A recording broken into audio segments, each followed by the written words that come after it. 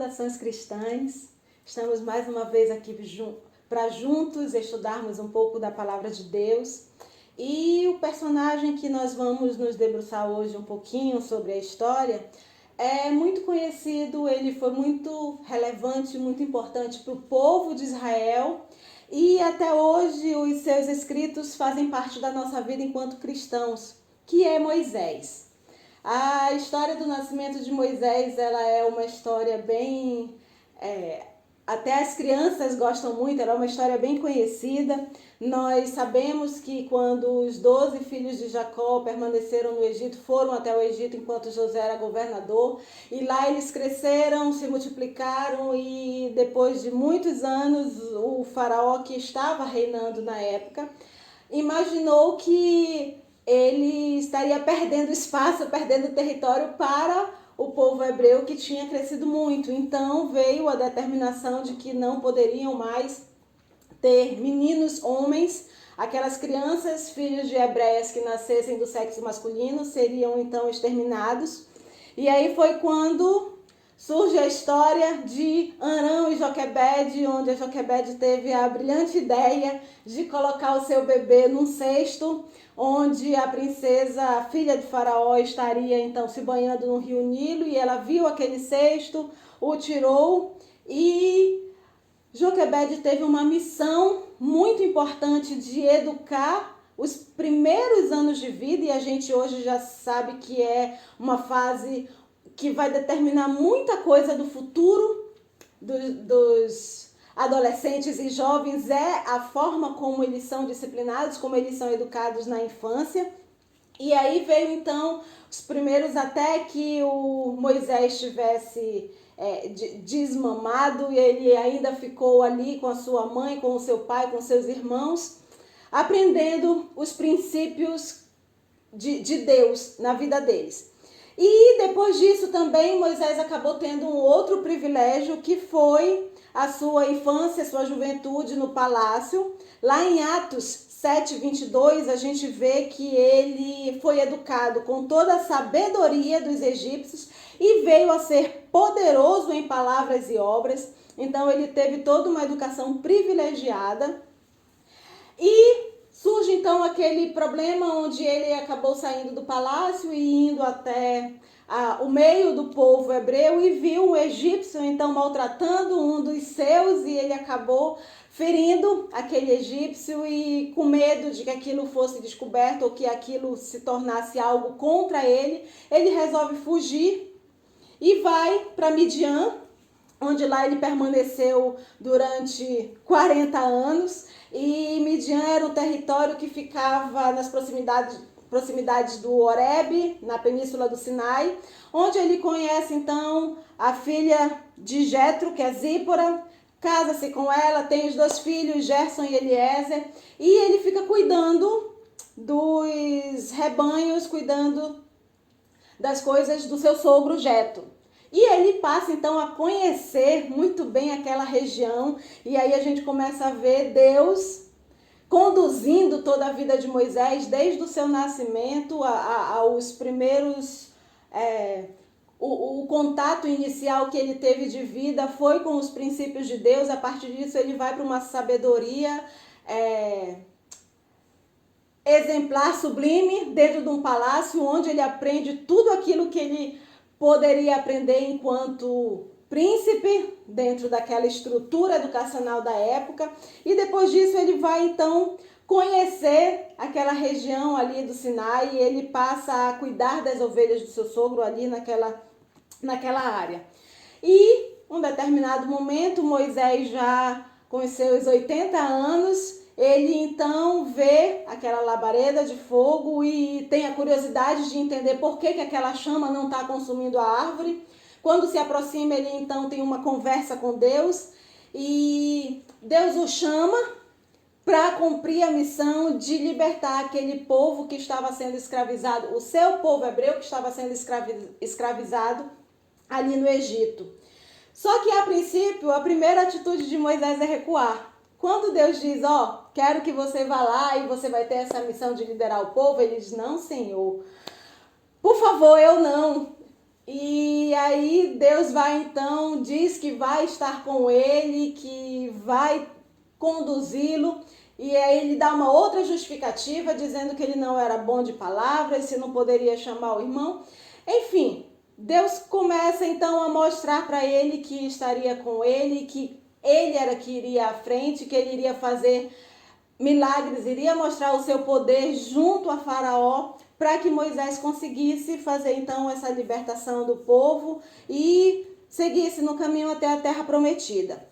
E aí a história a gente conhece, veio então as 10 pragas, depois o povo hebreu sai das terras do Egito e aí se depara sobre o Mar Vermelho. Quando o Mar Vermelho é aberto, aquele povo passa e nós vemos então que Deus, depois que o povo passa, os cavaleiros de Faraó ainda estavam na travessia quando o mar retorna e acaba também eliminando muitos daqueles cavaleiros.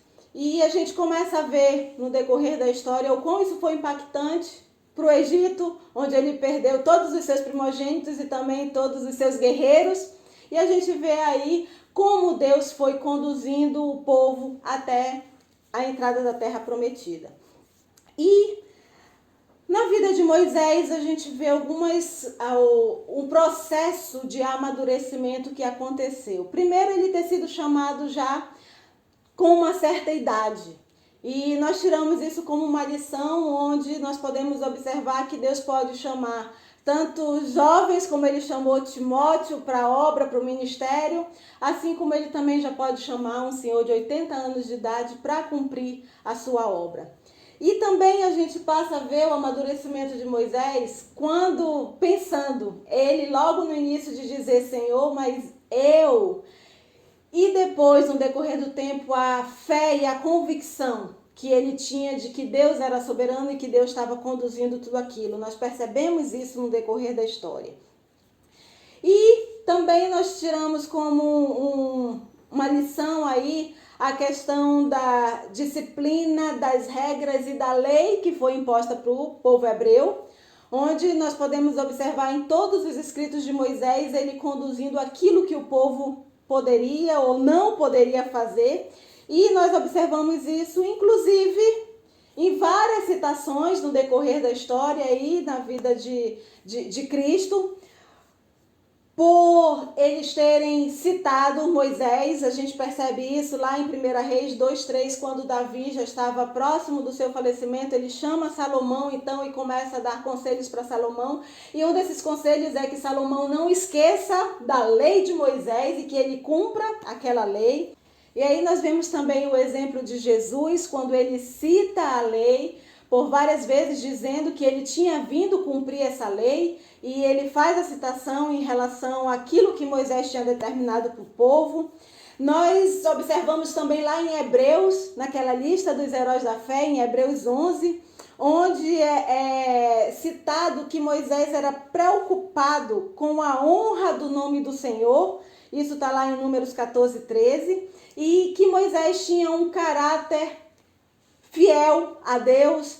Nós observamos então em várias passagens bíblicas sendo relatado quem era Moisés, sobre a vida de Moisés. E também algo interessante é lá nos Salmos, a gente é muito acostumado, ou a maioria dos salmos foi escrito por Davi, porém tem um salmo também muito conhecido, que é o Salmo 90, que foi escrito por Moisés.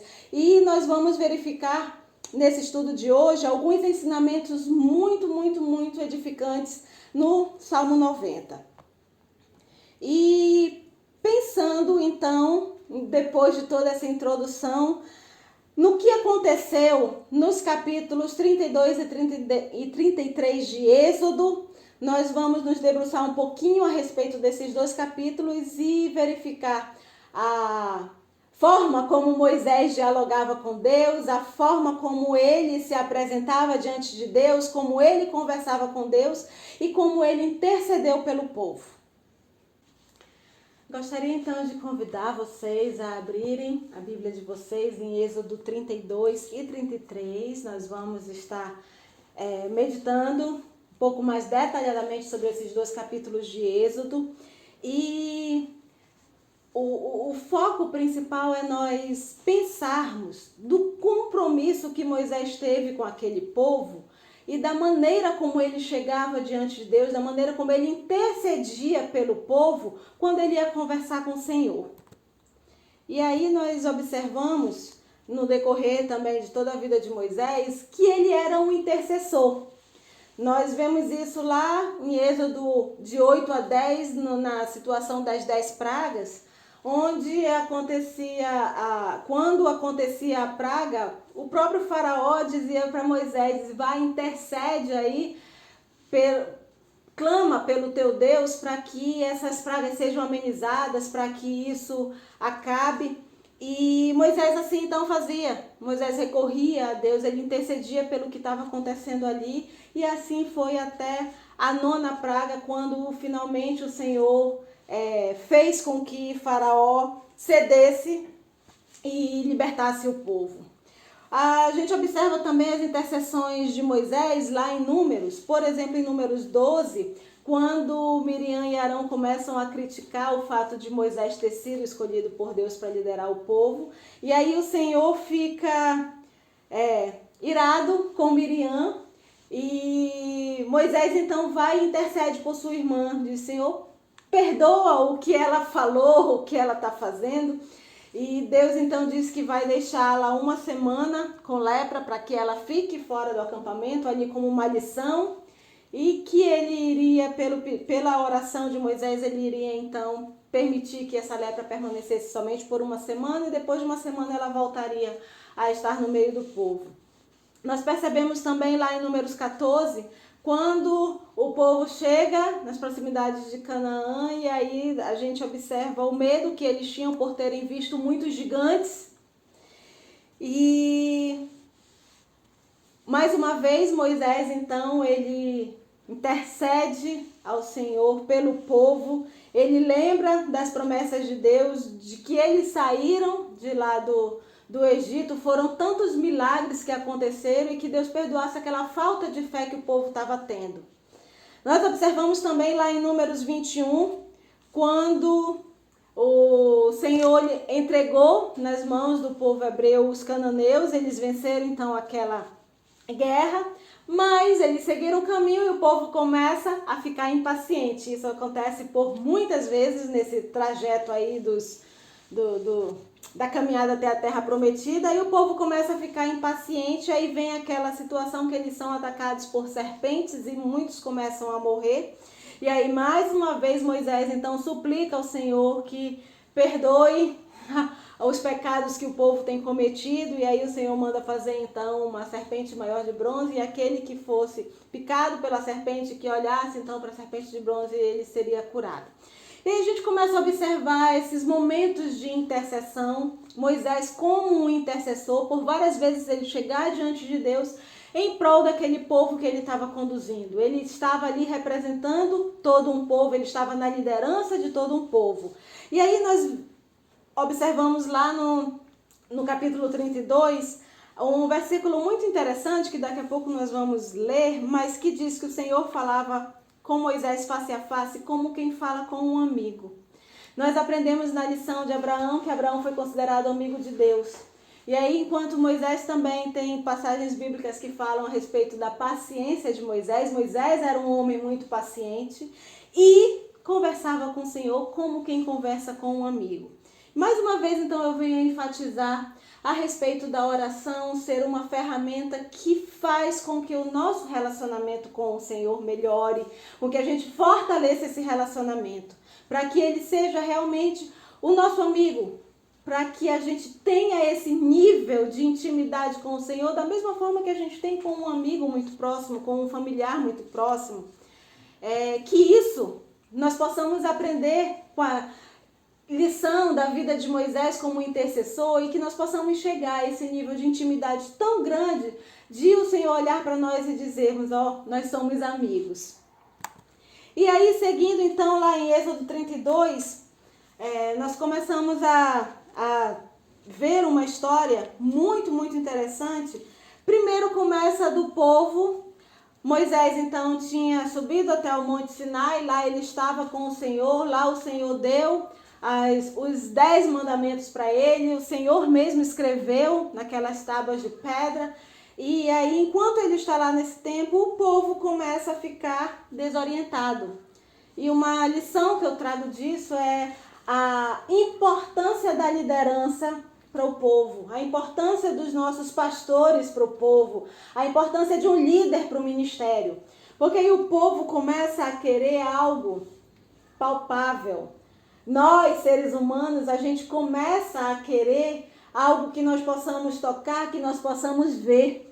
E aquele líder, então, estava já há 40 dias naquele monte e o povo começa a questionar, dizer, a gente vai ficar aqui, ninguém sabe o que está acontecendo com ele, a gente precisa tomar uma providência.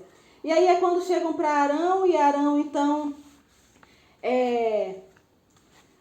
faz o que aquele povo está pedindo, eles entregam, então, suas joias e aí constroem aquele bezerro de ouro. E uma outra coisa interessante que a gente vê na história é que Deus, o Senhor, é quem avisa Moisés. Ele diz, desça, porque aquele povo é um povo muito obstinado. Deus começa a olhar para o povo e começa a ver a teimosia do povo. E aí diz para Moisés, vá lá, porque eu estou irado com esse povo e eu quero destruir esse povo todo e fazer com que a promessa que ele tinha feito para Abraão se cumprisse, então, a partir de Moisés. E aí Moisés, então, começa a questionar Deus e ele expõe para Deus de Senhor, o Senhor tirou esse povo todo de lá do Egito, fez aquelas 10 pragas, os egípcios perderam seus primogênitos, perderam os seus guerreiros, o Senhor nos conduziu até aqui, Mar Vermelho, tudo isso eles passaram. Para agora o Senhor exterminar todos eles, o que o povo egípcio não vai pensar disso tudo? E Moisés então começa a fazer esse tipo de indagação a Deus. Ele pede então que Deus amenize a sua ira com o povo. E aí Moisés, quando vê, aquele povo está com danças, com canções, fazendo toda aquela idolatria ao bezerro. E aí Moisés então ele derruba as tábuas da lei que vinham nas suas mãos, ele quebra, ele se angustia com certeza ao ver aquele povo. E ele vai então para Arão e, Arão, por que você permitiu isso? E aí é um outro ensinamento que eu tiro dessa história, quando Arão diz, mas foi o povo que pediu. Você lembra lá de Adão, Eva e a serpente? Onde o Senhor chega para Adão e diz, o que você fez? Ele diz, foi a Eva. Ele chega para Eva e diz, Eva, o que aconteceu? Foi a serpente. E muitas vezes nós fazemos isso na nossa vida. Quando a gente comete algum pecado, a gente quer encontrar justificativa e às vezes a gente começa a dizer, mas foi por culpa do outro. Eu cometi esse deslize porque o outro me incentivou, porque o outro me influenciou. Às vezes a gente acaba querendo justificar alguns dos nossos erros, sempre colocando a culpa no outro. E Arão não foi diferente, ele fez isso. Quando Moisés chegou, questionando, ele diz, mas foi o povo. Essa é a justificativa de Arão. E aí, então, o Moisés vai, chama os levitas e manda destruir. Ele pergunta do povo, diz, quem é que está comigo e com o Senhor e quem é que vai ficar aí na idolatria? E aqueles que optaram, então, pela idolatria, os levitas exterminaram. E aí, Moisés abençoou aqueles que permaneceram e que disseram que iriam continuar com o Senhor. E nós vemos então aí a intercessão de Moisés. Ele sobe novamente ao monte para oferecer a propiciação pelo pecado do povo.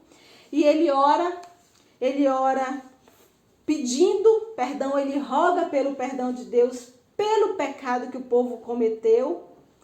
E ele faz também uma colocação muito interessante, onde ele diz que se não, tira o meu nome do livro da vida. E aí a gente vê a resposta de Deus, onde ele disse que iria retirar do livro da vida todo aquele que pecasse contra ele. E sim que iria perdoar aquele que o tivesse o buscando.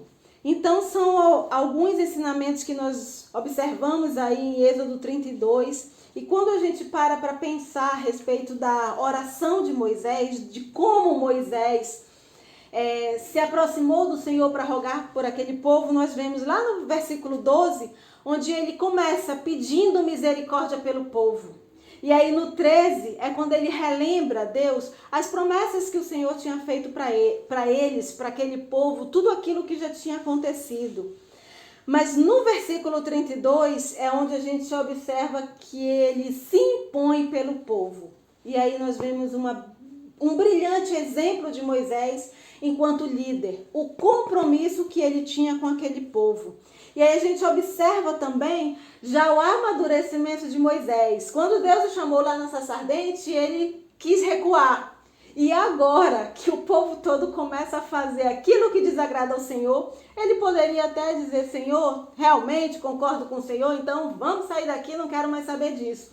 Mas não, ele tinha um compromisso com o povo. E ali ele mostra onde ele diz uma condição que talvez nem eu e nem você tivéssemos coragem de fazer. Dizer: Senhor, ou o Senhor perdoa o povo, ou então tira meu nome do livro da vida. E aí a gente vê um exemplo de liderança de Moisés. Eu gostaria então que nós agora abríssemos as nossas Bíblias, vocês aí já devem estar com a Bíblia aberta, em Êxodo 33. E nós vamos ler do versículo 11 até o versículo 20. Êxodo 33, de 11 a 20, diz o seguinte: O Senhor falava com Moisés face a face, como quem fala com seu amigo. Depois Moisés voltava ao acampamento, mas Josué, filho de Num, que lhe servia como auxiliar, não se afastava da tenda. Disse Moisés ao Senhor: Tu me ordenaste, conduza este povo, mas não me permites saber quem enviarás comigo. Disseste: Eu conheço pelo nome e de você tenho me agradado. Se me vês com agrado, revela-me os teus propósitos, para que eu te conheça e continue sendo aceito por ti. Lembra-te que esta nação é o teu povo. Respondeu o Senhor: Eu mesmo o acompanharei e lhe darei descanso. Então Moisés lhe declarou: Se não fores conosco, não nos envie. Como se saberá que eu e o teu povo poderemos contar com o teu favor, se não nos acompanhares? Quem mais poderá distinguir a mim e a teu povo de todos os demais povos da face da terra? O Senhor disse a Moisés: Farei o que me pede, porque tenho me agradado de você e o conheço pelo nome. Então disse Moisés: Peço-te que me mostres a tua glória. E Deus lhe respondeu: Diante de você farei passar toda a minha bondade, e diante de você proclamarei o meu nome, o Senhor. Terei misericórdia de quem eu quiser ter misericórdia, e terei compaixão de quem eu quiser ter compaixão. E acrescentou: Você não poderá ver a minha face, porque ninguém poderá ver-me e continuar vivo. Nós observamos nessa passagem o nível de amizade e de intimidade que Moisés tinha com o Senhor. A forma como eles têm esse diálogo mostra esse nível de amizade. E aí, Moisés, então, mais uma vez, intercede pelo povo. Deus perdoa aquele povo que vinha cometendo tantas coisas, mas também Deus dá alguns ensinamentos. Deus mostra que a consequência de se afastar dele iria sobre o povo. E isso a gente vê no decorrer da história em várias e várias situações. O povo se afastava de Deus, vinham as consequências. O povo voltava-se para o Senhor, recebiam as bênçãos. E eu gostaria de destacar em relação a esse momento de diálogo de Moisés com o Senhor, a respeito de um tripé que é muito, muito importante, é muito relevante quando se trata de oração. É o que nós chamamos de COP, C-O-P, para você não esquecer. Uma tríade chamada de COP, C-O-P. Quer dizer o seguinte: conhecer a vontade de Deus, obedecer os mandamentos e perseverar na sua palavra. O que Moisés estava fazendo ali não era confrontando Deus ou indo de frente com aquilo que o Senhor queria ou querendo dar um jeitinho para que Deus mudasse a situação por conta da vontade dele. Não. Primeiro que ele estava expondo ali a vontade de Deus. A vontade inicial de Deus era que ele faria da descendência de Abraão uma grande nação, fez o povo cresceu, se multiplicou e queria entrar numa terra que estava sendo prometida. Era a vontade de Deus. Quanto à obediência aos mandamentos, Moisés foi um líder que mostrou isso e que fez de várias maneiras, com várias metodologias, com que o povo cumprisse os mandamentos. Então nós observamos ali essa obediência que Moisés tinha. E outro que ele sempre perseverava na palavra do Senhor, a conversa que eles tinham era sempre resgatando aquilo que o Senhor já tinha dado para eles.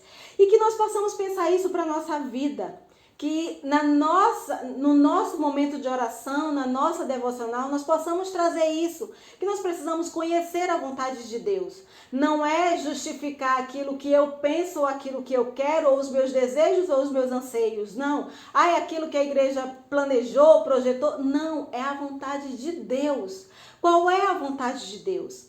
E aí também nós precisamos obedecer aos mandamentos do Senhor.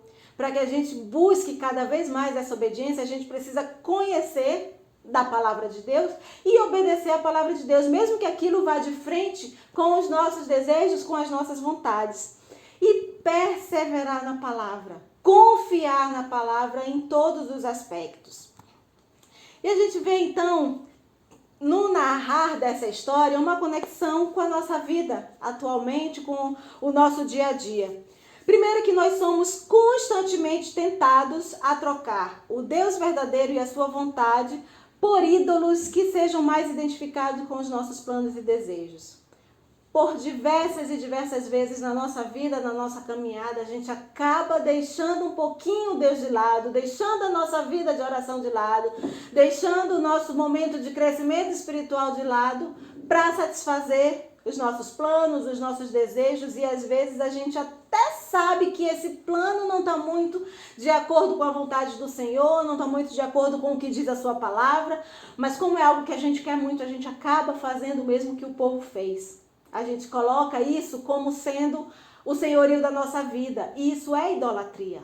Quando a gente passa a deixar Deus de lado para colocar aquilo que a gente quer, para ter as atitudes que a gente quer, ou até mesmo para refletir as nossas justificativas, as desavenças que a gente tem muitas vezes no decorrer da nossa caminhada, a gente coloca isso como sendo algo, imaginando que Deus está a favor, mas na verdade a gente está deixando Deus de lado e colocando esses ídolos, que são os nossos planos e os nossos desejos. Uma outra conexão é que conhecer o Filho de Deus como nosso Senhor e Salvador traz implicações para a maneira como nós vivemos. Deus espera que o seu povo viva à altura da revelação que recebeu. Deus vai cobrar de nós. Deus vai requerer de nós. Cadê os talentos que Ele tem colocado nas nossas mãos? Como que a gente está desenvolvendo? Será que nós estamos enterrando? Ou será que a gente está cumprindo aquilo que Deus quer? Será que a gente está se comprometendo com o chamado que Deus nos fez? Ele pode ter feito para você um chamado para um determinado ministério, para um determinado serviço. O chamado principal da nossa vida é dar testemunho, é evangelizar. Será que nós temos feito isso? Será que a gente tem refletido isso na nossa vida? E aí nós vemos no decorrer da narrativa algumas atitudes de Deus, as respostas de Deus. Primeiro que quando o povo começa a fazer o bezerro de ouro e começa aquela festa em idolatria ao bezerro de ouro, é Deus que avisa Moisés e é Deus que chama Moisés e diz, olha, desce e vai lá e tenta resolver a situação. Moisés precisava se comprometer de se envolver com aquilo que estava acontecendo. Ele precisava sair da presença do Senhor face a face, como ele estava ali, se envolver com o problema para resolver o problema. Então, muitas vezes, Deus pode estar chamando a mim e a você para nos envolvermos com algum problema, com alguma situação, com algumas circunstâncias, e nessas circunstâncias refletirmos a palavra dele, mostrarmos a obediência dele, que nós possamos pensar em que Deus tem nos chamado para que a gente possa, a partir desse chamado, cumprir com aquilo que Deus quer. Uma outra resposta também é que Deus tomou a decisão de compartilhar com Moisés a sua intenção de destruir aquele povo com as chamas da sua ira. Quando Deus diz, olha, eu vou destruir todo esse povo e vou fazer a descendência a partir de você. Deus ali, ele poderia nem ter dito para Moisés. Ele poderia simplesmente ter feito aquilo que a ira dele estava dizendo para ele fazer naquele momento. Mas ele compartilhou. E aí, mais uma vez, eu volto a enfatizar a intimidade de Moisés com o Senhor. A forma como eles eram amigos, ao ponto do Senhor mostrar para ele o que ele estava com vontade de fazer. E aí, Deus poderia estar desafiando Moisés a orar. E foi exatamente o que aconteceu. Deus falou isso e qual foi a primeira atitude de Moisés? Vou orar pelo povo, vou pedir perdão pelos pecados do povo, vou suplicar ao Senhor, vou clamar ao Senhor que Ele amenize a sua ira e que Ele não faça isso. Vou tentar resolver a situação e Ele resolveu, chegou para o povo e disse, quem vai estar com os ídolos e quem vai estar com o Senhor? Com os ídolos vai ser exterminado. Imagina a situação dos levitas de terem que fazer isso, mas fizeram. Então, a partir dessa circunstância, Moisés foi obedecendo ao Senhor. Ele foi desafiado a orar e ele fez a oração e ele fez a súplica em compromisso com o povo. E aí nós temos alguns ensinos que essa reflexão nos traz. Primeiro é que as nossas orações, elas precisam ser expressão do nosso compromisso com Deus. Moisés, ele pede não apenas para ser excluído, mas para ele ser esquecido. Ele pede que o Senhor diz, olha, tira meu nome do livro da vida e me deixa fora disso. Vou voltar lá para as terras do Jetro, vou continuar cuidando das minhas ovelhas. E aí vem a resposta de Deus, onde ele diz, olha, se preocupa não, que eu vou tirar do livro da vida aquele que pecar contra mim. E nós vemos uma semelhança com as palavras de Jesus, onde ele na cruz diz, Pai, perdoa-lhes porque não sabem o que fazem. Está lá em Lucas 23:34. E a gente vê então o compromisso com Deus que Moisés representa aí, onde ele diz, Pai, perdoa o pecado desse povo. Da mesma forma que Jesus, quando foi para aquela cruz, imagine todo o sofrimento que o nosso Jesus passou e ele diz, Pai, perdoa porque esse povo não sabe o que faz. E o outro ensino é que as nossas orações, elas precisam espelhar os propósitos de Deus. Moisés baseou a sua oração nos propósitos de Deus e não em justificar os pecados do povo ou encontrar alguma desculpa para o que o povo tinha feito. Ele orou implorando com base naquilo que Deus já tinha prometido fazer. Mais uma vez, ele conhecia as promessas, ele conhecia os mandamentos, ele sabia o que Deus queria para o povo. E como ele tinha essa convicção, essa certeza dos propósitos de Deus, foi que ele fez a oração da forma como fez, que muitas vezes a gente imagina assim, nossa, como ele foi ousado. Foi porque ele conhecia quem era Deus, conhecia os propósitos de Deus para aquele povo. Essa mesma convicção que Moisés tinha de quem era Deus e quais eram os propósitos de Deus, nós vemos Paulo falando para a igreja de Roma, lá em Romanos 8, de 33-39, que diz o seguinte: quem fará alguma acusação contra os escolhidos de Deus? É Deus quem os justifica. Quem os condenará? Foi Cristo Jesus que morreu e mais, que ressuscitou e está à direita de Deus e também intercede por nós. Quem nos separará do amor de Cristo? Será tribulação, angústia ou perseguição, ou fome, ou nudez, ou perigo ou espada? Como está escrito, por amor de ti enfrentamos a morte todos os dias, somos considerados como ovelhas destinadas ao matadouro. Mas em todas essas coisas somos mais que vencedores por meio daquele que nos amou. Pois estou convencido de que nem a morte, nem vida, nem anjos, nem demônios, nem o presente, nem o futuro, nem quaisquer poderes, nem altura, nem profundidade, nem qualquer outra coisa na criação será capaz de nos separar do amor de Deus que está em Cristo Jesus nosso Senhor. Assim como Moisés conhecia Deus e sabia o que Deus queria do povo, Paulo também aí para a igreja de Roma e para as nossas vidas, ele nos diz, olha, não existe nada que possa nos separar do amor de Deus. O que nós precisamos é pensar nos nossos atos, refletir em como tem sido o nosso relacionamento com o Senhor e se nós estamos colocando algum ídolo que vai à frente do Senhor na nossa vida, que nós possamos deixar esses ídolos de lado e voltar-se para Deus, porque não existe nada que possa nos separar do amor dele. E aí nós observamos então com o que aconteceu narrado em Êxodo 32 e 33, o quanto Moisés amadureceu. Ele foi chamado por Deus, estava disposto a assumir então as responsabilidades que lhe foram colocadas. Se a gente pensar lá no chamado da sarça ardente, e nesse episódio de Êxodo 32 e 33, nós vemos isso, onde ele já se mostra maduro como líder e no compromisso, tanto com Deus, aquilo que Deus tinha designado para ele, quanto no compromisso com o povo. Moisés, ele intercede pelo povo, ele se refere a Deus, exaltando Deus pela forma como Deus redimiu o povo, pela forma como Deus fez milagres na vida naquele povo. E também a gente tem que trazer isso para as nossas vidas, que orar é nos comprometermos, orar é assumir riscos. E eu quero deixar uma frase de Dallas Willard que diz o seguinte: oração é uma conversa com Deus a respeito das coisas que fazemos juntos. Que nós possamos pensar nisso, pensar nesse exemplo de Moisés e na maneira como ele dialogava com o Senhor, que nós possamos ter esse compromisso com Deus, com a sua palavra, com a nossa vida, com o nosso testemunho, com os ministérios, com aquilo que o Senhor tem nos capacitado para fazer. E que nós possamos lembrar que a oração, ela é esse diálogo que fortalece o nosso relacionamento com Deus.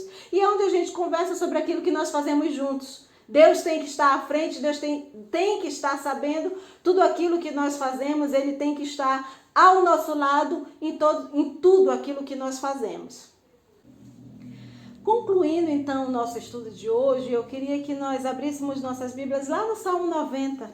Vamos refletir um pouco a respeito do que Moisés escreveu, e lá é uma oração, inclusive eu não sei na sua Bíblia, mas na minha o título é Oração de Moisés, Homem de Deus.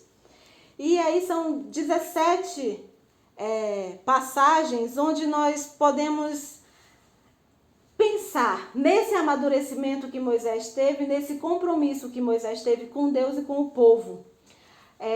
Salmo 90, 1 e 2 exaltam a vida segura com a proteção divina. Reconhece que Deus é o Criador de tudo e tudo pertence a Ele. Já no 3 e 6, Moisés demonstra o seu respeito ao Senhor. Ele entende que é Deus que controla todas as coisas, que é Deus que controla a nossa vida, que é Deus que está controlando tudo o que está acontecendo. Nada foge do controle do Senhor. Ele entende que tudo está nas mãos do Criador. Do 7 ao 12, Moisés clama por misericórdia divina. E aí o 12 é um texto tão conhecido, onde ele diz: ensina-nos a contar os nossos dias para que o nosso coração alcance sabedoria. Ou alcancemos corações sábios, em outras versões. É um pedido que Deus nos ajude a valorizar os nossos dias e que nós possamos ter sabedoria necessária, alimentando nossa esperança, nos nossos sofrimentos, que a gente possa ter paz mesmo em meio à dor. Enfim, a sabedoria, ela acaba alcançando muita coisa na nossa vida. E o que Moisés está suplicando aí de Deus é: Senhor, nos ensina a ter essa sabedoria para que nós possamos contar os nossos dias e pensar nesses dias sempre agradando o Senhor.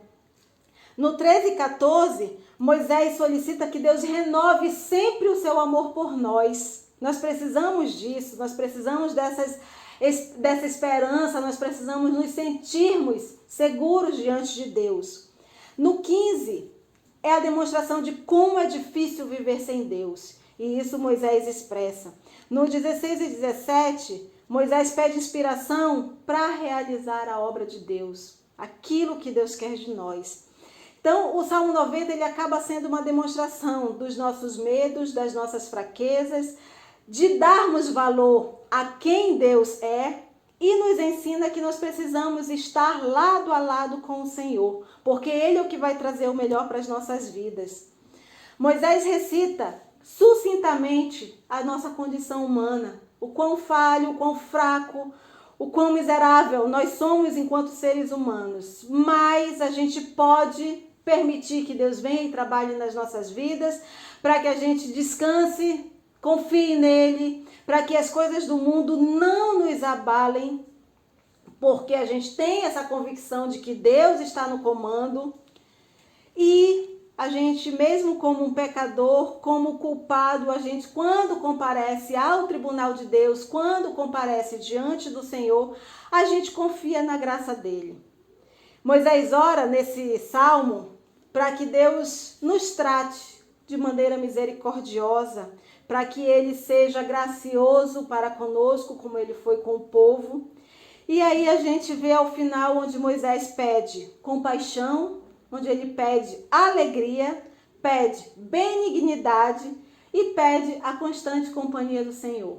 Que nós possamos refletir nesse salmo e refletir em todos esses ensinamentos de Moisés, e também que nós possamos ter esse coração de reconhecer quem Deus é, de reconhecer Ele como sendo o nosso autor, o nosso criador, o principal de todas as coisas, e que a gente possa ter um coração de pedir a compaixão, a alegria, benignidade e, acima de tudo, que nós possamos pedir que Deus nos acompanhe, que Deus esteja lado a lado conosco, que a gente possa estar cumprindo aquilo que Ele tem nos chamado para fazer, com Ele ao nosso lado, que a gente possa ter essa confiança, essa convicção de que Ele está indo à frente, de que Ele está abrindo o caminho, de que Ele continua fazendo milagres. O mesmo Deus que abriu o Mar Vermelho é o mesmo Deus que atua hoje nas nossas vidas. Então, que nós possamos a cada dia estar fortalecendo a nossa fé, usando a oração como um instrumento que melhore o nosso relacionamento com o Senhor.